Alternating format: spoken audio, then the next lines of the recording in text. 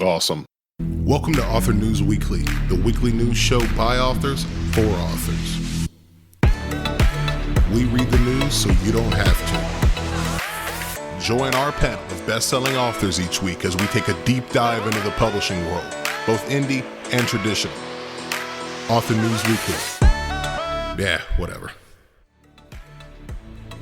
Hey everybody, and welcome to Author News Weekly. I am Roland Dahl, an indestructible author, and I'm joined by three of my authorly friends, Pippa, Nick, and Jim. Why don't you tell us why we're here, Pippa? Why are you here?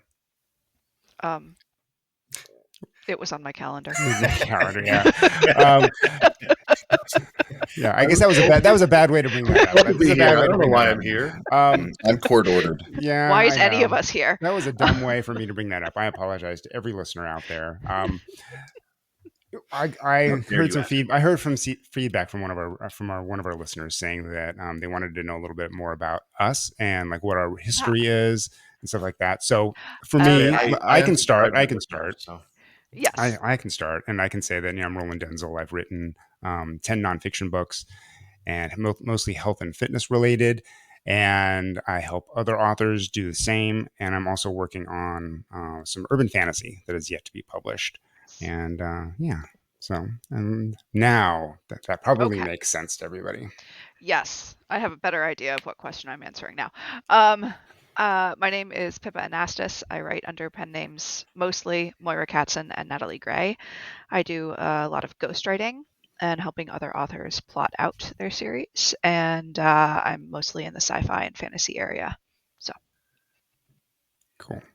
Nick. Name is Nick Thacker. I am barely here today, but I'm gonna drink my coffee and we're gonna get all the way here. Had a long night last night, but when I'm not tired, I write books, and most of them are thrillers. Jim. And I am Jim Heskett. I have written a few dozen thrillers I've been publishing for about 10 years. Some of my books have won awards. Some of them have had orange tags. Some of those books I've written with Nick Thacker himself. Whoa, the Nick Thacker? Nick Thacker. None of the award-winning or orange tag ones were, but the other books he wrote with me. The orange tag in gardening journals. That's right. Yeah. Travel guide. Yeah. Well, cool. Well, thank you all for joining us this week. We've got a couple of good news articles this week. As always, the last few months or last few years, like AI has really been in the news, and there's been some good discussions, some rough discussions. I guess all discussions of it are good as long as you keep focused on what the end goal is. But something that recently came up was the Authors Guild released sort of a statement and a suggestion for how authors can protect their work from training AIs. If you had a chance to, what do you think about that? Well, I mean, if Amazon adds it to their platform, for those of you who are unaware of the issue, it's generally that publishers or platforms will put a clause in that says they can use your work for training AIs. And if publishers do, definitely don't sign that. But if someplace like Amazon does, it's going to be interesting to see if there's enough pushback to make them back down. Because what are you going to do? Also, I tend to think that those are mostly performative and they're going to use it anyway. But maybe I'm just cynical. Yeah. I think it sounds nice, but I don't know how you trust your publisher to be technically savvy enough to stop that from happening. Because from what I understand, there's a lot of AI services out there that just kind of comb the internet and take that stuff. And there's very little you can do to actually stop it. Oh, I didn't think it was like your publisher was promising to stop it. I think it was they were training their own AIs. It's pretty nebulous. Yeah. Nick? I agree with everything. I mean, I don't have a whole lot to add other than, again, I just feel like the cat's out of the bag, folks, with this. I mean, I'm wrapped in an NDA with a company that I've been working with on some of this stuff. And I mean, what I can say though is they don't need any of this. Like there's tools now. There always have been code ways, I guess, for lack of a more technical term, of creating and crafting voices. But now there's some very easy to use, really nice UX UI ways of crafting voices, literally moving faders and knobs around in a browser to design a voice to sound a certain way. Well, it doesn't matter, if you don't get Ray Porter to agree to use his voice, you can probably make one that sounds just like him. That's legally, for all intents and purposes, not him because it was created by an AI. So, this is really interesting. I don't want to go too much into it, but because I could talk forever about it. But I follow the music industry. I have said before, and I'll say it again. I think the music industry sort of leads about 10 to 15 years ahead of where we are as authors, almost in lockstep. What they do, what they go through, happens to authors 10 or 15 years later. And this happened with sample libraries, where originally you had recordings of, back in the day, like when Roland was in his mid 40s or 50s, probably. No, I'm just kidding. So in the 80s? Yeah, the 80s. Yeah. Back in the 80s, you had Casio keyboards and fake sounds and things like that were synthesized. And then you have these things called sample libraries where you record real instruments playing individual notes. And they got really, really complex and really complicated, but they sounded great because they were quite literally a real voice of an instrument, which is where we are now with this AI audio stuff.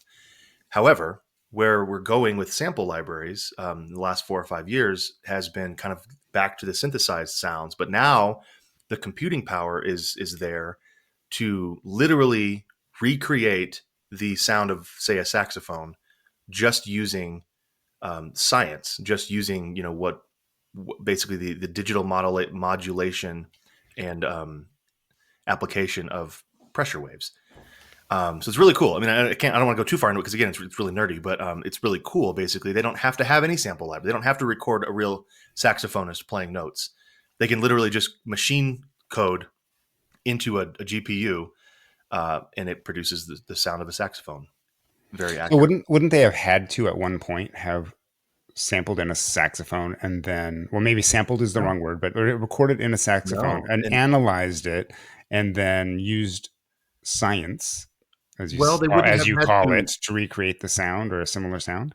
They wouldn't have had to necessarily record it for that express purpose. They could have just created code that sounded like a saxophone, then just compared it to a real saxophone, whether it's somebody playing in a studio somewhere or if it's just a CD of Kenny G. It doesn't really matter. So basically, somebody going in there, starting with a sound, and then fiddling up the virtual dials up and down and adding this and adding depth and whatever to this until that sounds like a saxophone, and now I'm good to go. Yeah. Yeah. And again, these people who are doing it are musicians. They know what a saxophone sounds like, and that's they don't necessarily need to pay Kenny G to come record samples for him to do this and have him give them express permission to they don't need any of that. That's another step that they don't have to go to. So we have, so we have 3 different media. We have 3 things here. Audio, as you just talked about, but then we have visual. So we've seen a lot of the visual, the art stuff, that's been controversial as well. And then you have writing style, right? And writing craft and stuff like that. So I think for most authors, they would be worried that they would be worried, whether it's valid or not, is that their work is being used to train AIs to write work just like theirs. Yeah, the problem is you can't copyright style. No, I know, but the problem is, because of that, they're saying, well, if I keep my stuff out of their grubby hands of the AIs, they won't ever be able to write like me. Right. Maybe, but I'd also argue that most authors don't really have their own voice or style. Right. And that's not like a slam. It's just true, right? Quite honestly, I don't want to go read something that's written in somebody's own voice that's so special and unique, because it's probably going to be atrocious. It's going to be hard to get through. I just want it to sound like Dan Brown, because that's what, if I'm reading a thriller, I just want it to be like that. Okay. No, I've been there. Like my editor of my first book also edited my another much more famous author's books, and Mine. it was nonfiction Oh, and health and fitness. So I don't know which one of your books is that, but maybe. But and he emailed me and said, "Hey, you can't just like emulate." It's Lou Schuler. This is the guy's name, Lou Schuler's style. And I'm like, well, first of all, like my jokes are, I have jokes in mine. They're totally different. Like, and like Lou is not unique. Like Lou writes a certain way. I write a certain way. I don't think my book is anything like his. Am I influenced by Lou? Yeah. Because he gave me editing advice on this book, this very book. So yeah. So, cause I know Lou and, yeah. So like, but I mean, Lou never didn't push back. Lou actually approved the book. And but yeah, like it's like that style, you can't copyright style, and I don't want to be exactly like Lou, but it's hard to get away from that if you like this kind of books. And I think that is something that comes to mind every time I read through the AI debate, where they talk about, well, the AI is absorbing your work and spitting out something that it uses that as an inspiration, which is kind of how humans do it too. mm-hmm. Like we I think that's a read really whole bunch of important argument, books and- but that's really important to recognize that like we're only fighting about this because it's good. Like it, basically we've just created a relatively dumb human at this point that's only getting smarter. Yeah. So, but the process is really no different than somebody Than who how has a just a human learns gigantic and- brain and can Yeah. consume all the content at once. That's maybe scary, but it's not really different. It's not really anything new. Yeah, I think it's a scale issue. It really does remind me though of when ebooks started to become a thing at libraries, and there was this giant worry about, were people going to be able to borrow ebooks more than 5 times before the library had to buy another copy. Like, there's no limit on paperbacks. Or would there be a limit on ebooks? But because it was this new technology, people were feeling differently about it. I think there might be some of that here, at least. Well, I don't understand. I mean, I agree with both of you on that reasoning, and I've had other discussions with other authors who have talked about like, that's how we learn. Like we see art, and like that art influences the art that we create. And like, what's to stop? I'm not going to say that. What's to stop an AI from joining Kindle Unlimited? But like, what's to stop somebody from joining Kindle Unlimited, having AI read all of these, have an AI thing read all of these books, not keep it, but say, oh, this is something I learned, make notes about this. Oh, it's this type of thing tends to happen here. This is a great way to do it. So they're not actually copying any of your words. They're not saving any of your words, but they're learning from it. That's how a human does it. Mm-hmm. This was really all covered on that episode of Star Trek: The Next Generation where the android Data put on a violin concert for everyone. That's all you need to know. Go back and watch that episode. Okay. All right. Well, I know what I'm doing right after this. I'm just going to do it for the next half of the show while you guys are talking. I love Star Trek. All right. So, I mean, Nick, you seem to think like, has the ship sailed? I think it hasn't sailed, but it's disembarked, and people are on it. Yeah. I saw an interesting, this is not covered by the specific thing, but I don't know if you know Monica Leonel, but she posted something on Facebook like a week or so ago that, said like authors who are protesting all of these AI stuff, like what is your end goal? That's really where I fall on it as well. It's like, it's not, hey, we can debate it all day long, and that might be a philosophically engaging and useful potentially discussion, but that's it. Like, I don't think it's a practical discussion, because I don't hear anyone providing anything besides the government should legislate something. And I'm not even getting into politics. Like, the government's pretty terrible at generally legislating any tech stuff, right? So that's just bad all around. But I don't think they could anyway. And look how fast like they were going from GPT-2 to GPT-3. Like was really quick, and then GPT-4 is about to come out. Like I don't know how it is out, yeah. So I don't know how much better it is than 3, but like they don't really need us. And even if like you pulled all of your works out and said you can no longer train or Right. longer or should not have trained, and you got like these things are learning so fast, or people are learning to program these things so fast that at best, you're delaying the inevitable by a tiny little bit of time. And by focusing on this, instead of focusing on what you can do for yourself instead, when it finally gets here, you're out, because the people who are thinking of how they can differentiate themselves or use AI in a way that they feel comfortable, those people are gonna make it as an author. There was a John Oliver, he's a comedian who has a late night talk show. He had this very interesting video. I linked to it here, and it's not specifically about authors, but one of the things that he talked about is that at one point, use attorneys for an example, because attorneys can use AI as well. So like search for things, to write up, the drafts of legal briefs. And at some point in the future, it's going to be, the differentiation is not going to be this attorney isn't working. It's going to be between attorneys who use AI smartly and attorneys who don't use AI smartly. And who's going to succeed? Who's going to be the ones that are going to succeed in the long run? And it's I honestly don't think this is going to prevent authors from working. I don't think it'll prevent pretty much any industry from. Copywriters will always have a job. Generally, you can be a copywriter in the future. I do think this is going to make it harder to get into that. So if you're not already established as an author, I'm not going to say you're shit out of luck, because you can still make it. You can still start today and become an author. But sure, it's going to make it harder, because what we're doing is just taking the bar and just raising it. I agree. Well, one thing, there is very little incentive for the companies that own and power this technology. There's very little incentive for them to slow down and do this ethically. There's every incentive for them to rush it out to market so they can be the first best one that everyone uses. And maybe that's a case for why government intervention is needed, for the government to say, hey, you do need to slow down and consider this more ethically, because, there's no reason for Google to want to slow down. They want to flood the market and have their AI win. This is just like Blu-ray versus HD DVD war. It's any new technology. Everyone wants to have the first best technology on the market and squash all the others.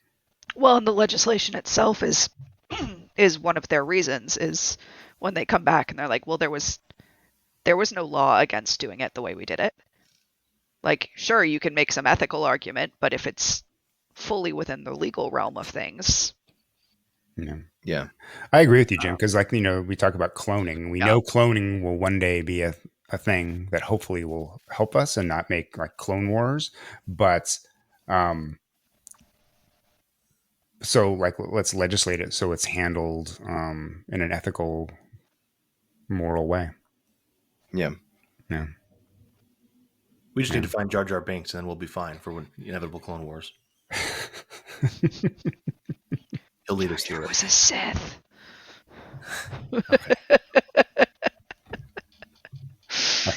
I hear he's an Andor too.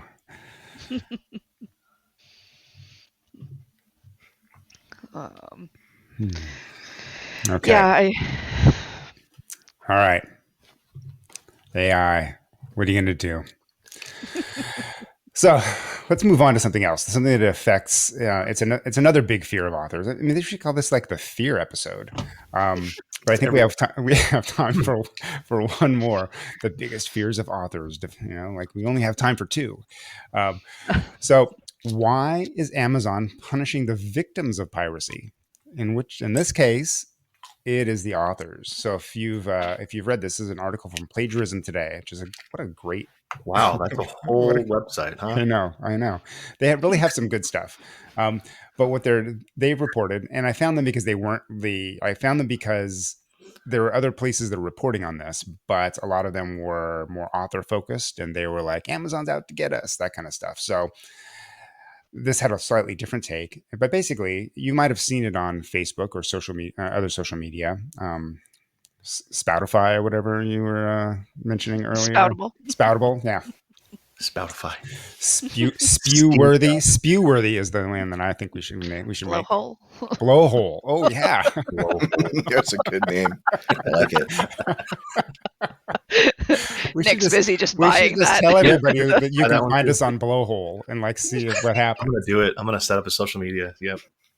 Like just like a sign up sheet, like be the TM, first, TM, like, TM. oh, sign up something that's like this is be the first. There's a waiting list to sign up for Yeah. Blowhole, and we just start collecting things for like forever. I'm gonna buy blwhl.com. If it's not available, you can just get Blowhole Social. That would be Yeah, there you that go. one's probably available. Oh. Just not Sorry, what are we talking blowhole.me. about? Sorry. I know. Okay. So we'll let you know on the status next week of our Blowhole experiment. Can we get a picture of Next like, week we'll be like, hey, come blow me on Blowhole. can we get a picture of, like Kramer swinging the golf ball, like out, like how he's doing like the driving range out of the ocean and like clogs up the blowhole of the whale with the golf ball. Okay. So anyway, 1 cent. Once, The first year. 5-year that's registry. that's definitely worth it. blwhl.com. Okay, so why is Amazon publishing victims of piracy? Which is the victims of piracy authors is authors. So this is primarily happening for KU authors. So if you're in Kindle Unlimited, which means that as an author you've clicked the KDP select box for your book, you have agreed to be exclusive to Amazon. And what's happening is people are pirates be stealing your book, and they're putting it on their little pirate sites, and Amazon's bots detect this, and because they're not using AI for their bots, they just say, oh, author, you have to go take this book down. We'll give you like 1 day to take it down, otherwise we're going to pull your book out of Kindle Unlimited. Or worse. Well, it sounds like that's not actually. Yeah, it's no, we've banned you now. Yeah. You don't have a day. But also, I don't think this is new. I remember this happening years and years ago. Yeah, this is an old thing. Amazon has always shot first and asked questions later because it's just so much easier on their resources to do it that way. Mhm. Swing ban You know, hammer, see who complains. My 8-year-old, 30 minutes after he finishes his dinner, he'll say, Dad, can I have a snack? And I'll say, sure, go get it yourself. And then if he doesn't, it's because he's not really hungry. It's just so much easier for them to, it's like insurance companies that automatically deny your first claim because they want to make sure you're serious.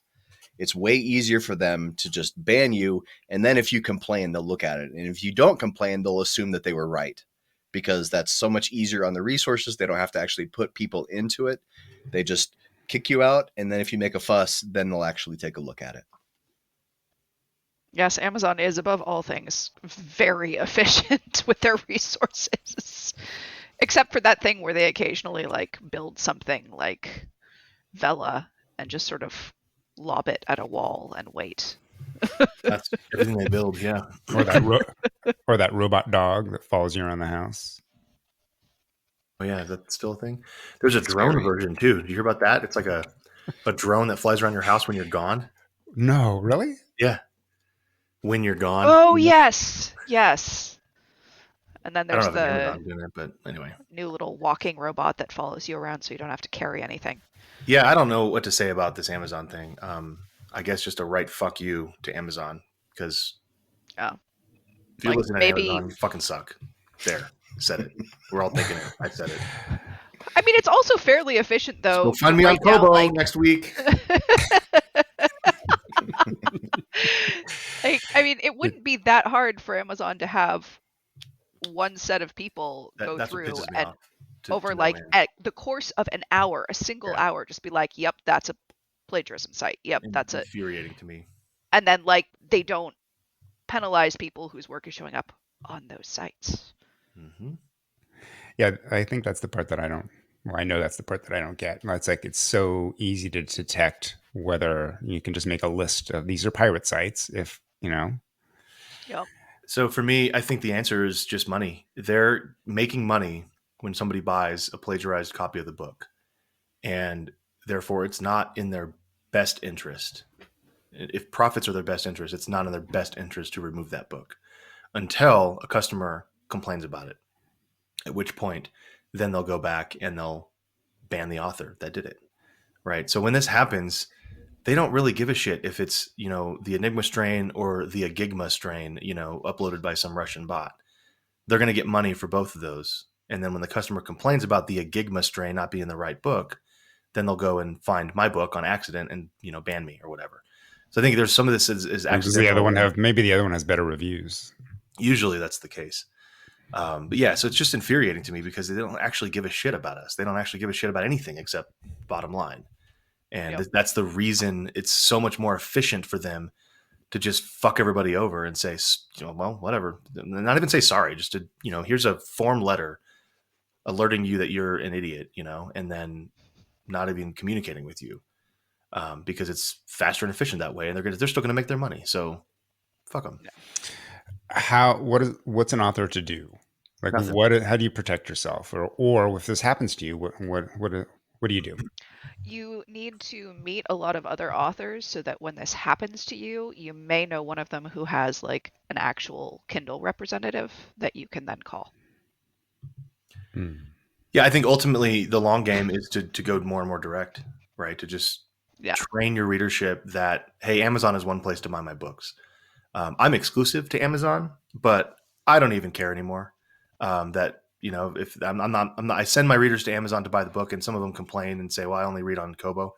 And I just say, great, give me a receipt. Show me a receipt from you buying the book at Amazon, and I'll send you whatever version of it. It's against Amazon's terms of service, but I don't give a shit. I just don't care. I'm over it. And so if they ban me, then like most of my readership will probably, I'll have to build it back up again. But some of them will stay around and they'll buy my books wherever I offer them. So also there's a certain tinge of leopards ate my face sub authors who signed up for the leopards eating my face party at Amazon. I've never heard. Is this a common expression? Yeah, it's the. Let's talk about your experience in trauma and past history. And is that URL available?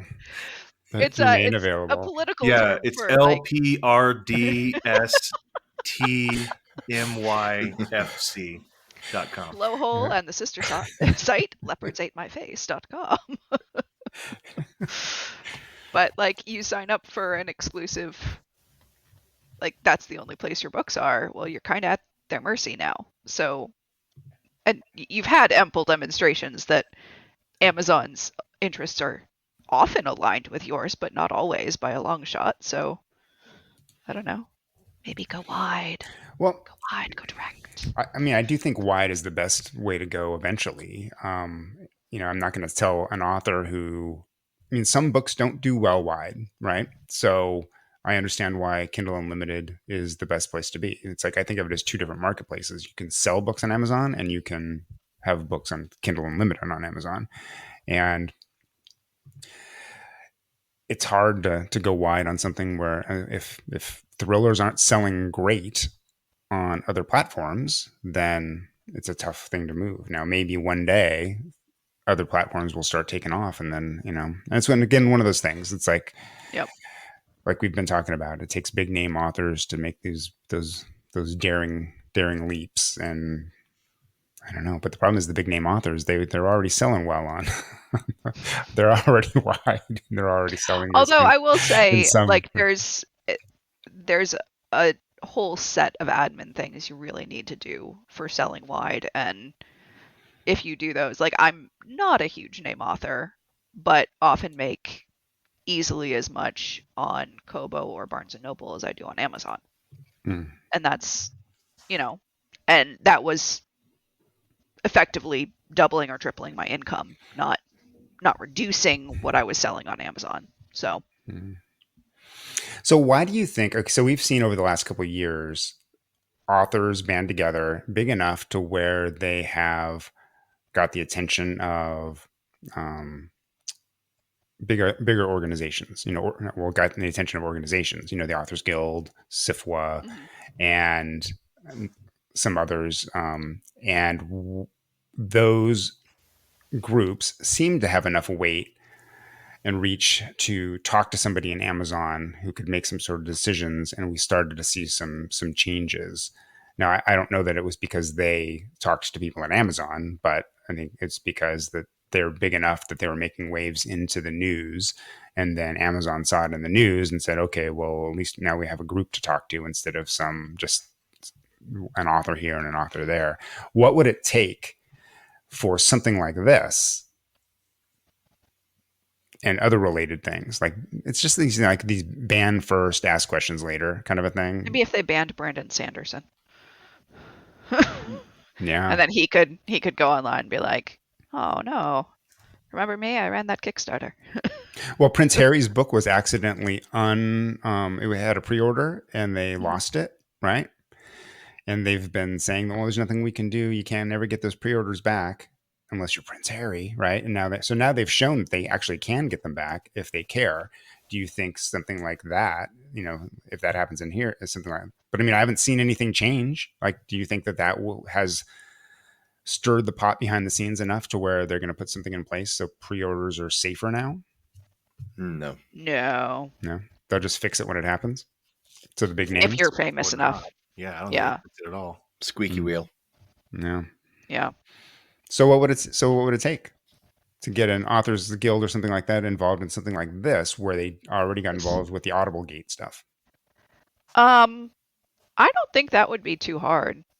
Like, to have enough authors, you could probably have SIFWA go in, or if they got enough of the books banned and just said, look, this is insane. It's very easy to tell that these people are not going against their own interests by posting this for free on a torrent site. Like, you really need to not do this. I don't think that would be so difficult. It would be a fairly easy fix. It's just right now, because there isn't a focused media attention, like Nick said, there's no reason for them not to swing a ban hammer and then ask questions later. Okay. Jim, Nick? Same? Yeah.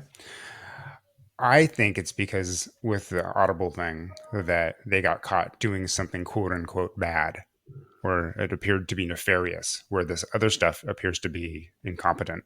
And they're okay looking incompetent, but they don't want to feel like they don't want to be accused of doing something bad and then have that continue to draw out. So they were willing to fix it and make it go away, where this other incompetence is just like, it doesn't affect that many people. The news isn't really picking it up, That could definitely be. Yeah. Yeah. Mm-hmm. Well, I mean, I would hate for anybody to get caught in this thing. And a lot of the big names in traditional publishing, they're in KU and wide. Like, they have like a special agreements. So like, this isn't going to affect them. So it's going to take somebody huge in the indie sphere that's in KU that doesn't have one of these special things to get caught up in this thing to make a big enough stink. Yeah. Yeah. Or, enough indie authors to be joining places like SIFWA. Because there are ways to qualify now. Yeah. So once they're getting enough of their membership money from a block that's being, Yeah. Well, cool. Well, I think we'll be back next week with more things that authors worry about. And maybe we'll find something positive as well. In the meantime, let's go around the room and the virtual room here and let us know where people can find you. Pippa? You can find my books under Moira Katzen and Natalie Gray, and they're on all of the major platforms.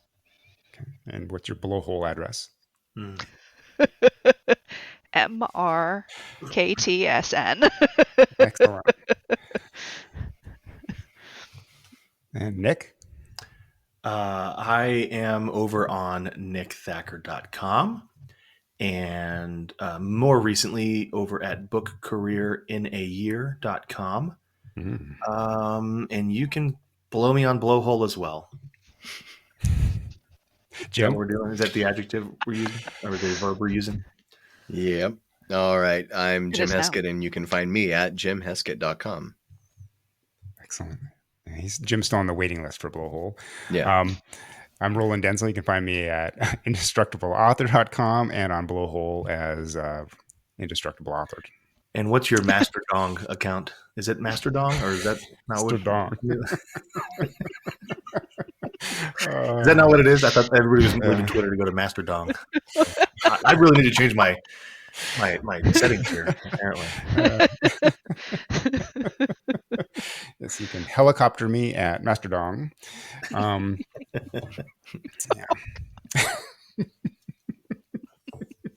wow. All right, everybody. Erotic episode of. I know. Okay. Okay. The Blowhole episode. Thank you, everybody, for listening to Author News Weekly. And we'll be back next week with even more fun and even more news. Have a great week.